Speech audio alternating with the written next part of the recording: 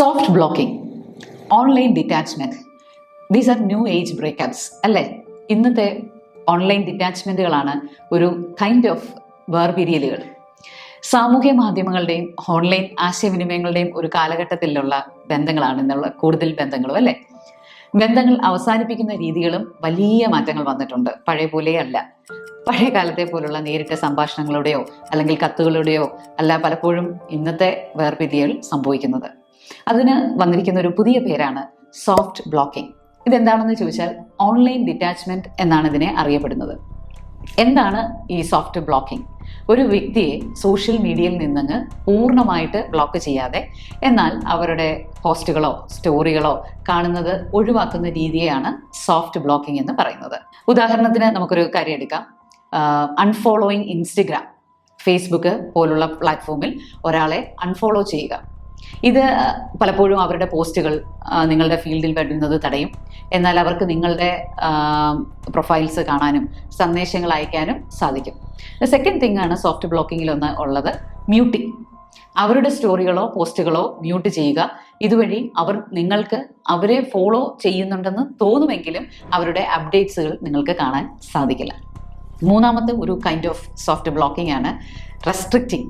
ഇൻസ്റ്റഗ്രാമിൽ ഒരാളെ റെസ്ട്രിക്റ്റ് ചെയ്യുന്നത് അവരുടെ കമൻറ്റുകൾ മറ്റുള്ളവർക്ക് കാണുന്നതിൽ നിന്ന് തടയും. അറിയാലോ, നമുക്ക് നേരിട്ടുള്ള സന്ദേശങ്ങൾ മെസ്സേജ് റിക്വസ്റ്റായി മാത്രം മാറും.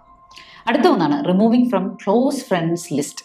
ഇൻസ്റ്റഗ്രാമിൽ ക്ലോസ് ഫ്രണ്ട്സ് സ്റ്റോറിയിൽ നിന്ന് ഒരാളെ നീക്കം ചെയ്യുന്നത് അവർക്ക് ആ പ്രത്യേക സ്റ്റോറികൾ കാണാൻ കഴിയില്ലെന്ന് ഉറപ്പാക്കുന്നു.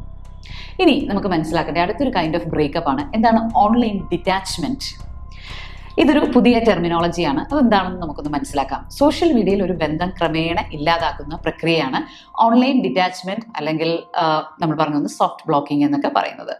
ഈ രീതിയിലുള്ള വേർപിരിയലുകൾ പലപ്പോഴും അവരുടെ ബന്ധം പൂർണ്ണമായി അവസാനിച്ചോ ഇല്ലയോ എന്നുപോലും അറിയാൻ സാധിക്കാത്ത വിധം ഒരു വ്യക്തത കൊടുക്കാറില്ല. ബന്ധം വേർപെടുത്തപ്പെട്ട വ്യക്തിക്കും ആശയക്കുഴപ്പം എപ്പോഴും ഉണ്ടാകും. ഇത് തരുന്ന മെന്റൽ സ്ട്രെസ്സാണ്, മാനസിക ബുദ്ധിമുട്ടുകൾ. വ്യക്തമായൊരു അവസാനമില്ലാത്തത് കൊണ്ട് ഇത് ക്ലോസ് ആയോ എന്നുള്ള ഒരു ഐഡിയ ഇല്ലാതെ വരികയും അത് വിഷാദം, ഉത്കണ്ഠ തുടങ്ങിയ മാനസിക ബുദ്ധിമുട്ടുകൾ ഉണ്ടാക്കുകയും ചെയ്യാം. നമ്മൾ വല്ലാതെ ഫിയർഫുൾ ആകുന്നു, ധൈര്യക്കുറവുണ്ടാകുന്നു. നേരിട്ടുള്ള സംഭാഷണങ്ങളിൽ നിന്ന് ഒഴിഞ്ഞു മാറുന്നതിലൂടെ പലപ്പോഴും യഥാർത്ഥത്തിൽ സംസാരിക്കാനുള്ള ഒരു ധൈര്യമില്ലാത്ത അവസ്ഥയിലേക്ക് വരുന്നു. അടുത്തതാണ് പ്രധാനപ്പെട്ട ഒരെണ്ണം, ഗോസ്റ്റിംഗ്. അത് ഒരു വിവരവും നൽകാതെ പെട്ടെന്ന് എല്ലാ ആശയവിനിമയങ്ങളും നിർത്തുന്ന ഒരു രീതിയാണ് ഗോസ്റ്റിംഗ് എന്ന് പറയുന്നത്. കംപ്ലീറ്റ് ആയിട്ട് ആ വ്യക്തിയുമായിട്ട് ഒരു തരത്തിലുള്ള ആശയവിനിമയവും ഇല്ലാത്തൊരവസ്ഥ. പുതിയ കാലത്തെ വേർപിരിയൽ രീതികൾ ഇതൊക്കെ സാധാരണമാണെന്ന് വളരെ കോമൺ ആയി മാറിയിരിക്കുന്നു. എന്നാൽ റിലേഷൻഷിപ്പുകളിൽ വളരെ സുതാര്യതയും ബഹുമാനവും നിലനിർത്താൻ നമുക്ക് പരസ്പരം തുറന്ന് സംസാരിക്കാനുമുള്ള ധൈര്യമാണ് ഏറ്റവും വേണ്ടുന്നത്. അപ്പോൾ തുറന്ന് സംസാരിക്കാനുള്ള ധൈര്യമില്ലാതെ ആകുമ്പോൾ റിലേഷൻഷിപ്പ് ബ്രേക്കപ്പ് എന്നുള്ള അവസ്ഥയിലേക്ക് പോകുന്നു. അത് ഡിജിറ്റൽ പ്ലാറ്റ്ഫോംസിലൂടെ ആകുമ്പോൾ യാതൊരു വ്യക്തതയും ഇല്ലാത്ത അവസ്ഥയിലേക്ക് പോയി നമ്മളെ ഇമോഷണൽ സ്ട്രെസ് അതുപോലെ തന്നെ ആൻസൈറ്റി പോലുള്ള അവസ്ഥയിലേക്ക് കൊണ്ടു ചെന്നെത്തിക്കുന്നു. അതുകൊണ്ട് നമ്മളുടെ ബ്രേക്കപ്പുകളിൽ നമ്മൾ വല്ലാതെ മനം നൊന്ത് അത് ഒരു സൂയിസൈഡിൻ്റെ ഒക്കെ വക്കിലേക്ക് വരെ അല്ലെങ്കിൽ ഒരു സൂയിസൈഡൽ തോട്ട്സിൻ്റെ വക്കിലേക്ക് വരെ പലരെയും കൊണ്ടു ചെന്നെത്തിക്കുന്നു. അത്തരത്തിൽ നമ്മൾ ഒറ്റപ്പെട്ടു പോകാതിരിക്കാൻ, ഇമോഷണലി ഡൗൺ ആയി പോകാതിരിക്കാൻ കൃത്യസമയത്ത് തന്നെ നമ്മൾക്ക് വേണ്ടതായിട്ടുള്ള ഗൈഡൻസ് എടുക്കാൻ സാധിക്കണം. പ്രോപ്പർ ഗൈഡൻസ് നിങ്ങളെ തീർച്ചയായിട്ടും സഹായിക്കും. ഗൈഡൻസ് എടുത്തുകൊണ്ട് മുന്നോട്ട് പോകാൻ സാധിക്കട്ടെ. Thank you.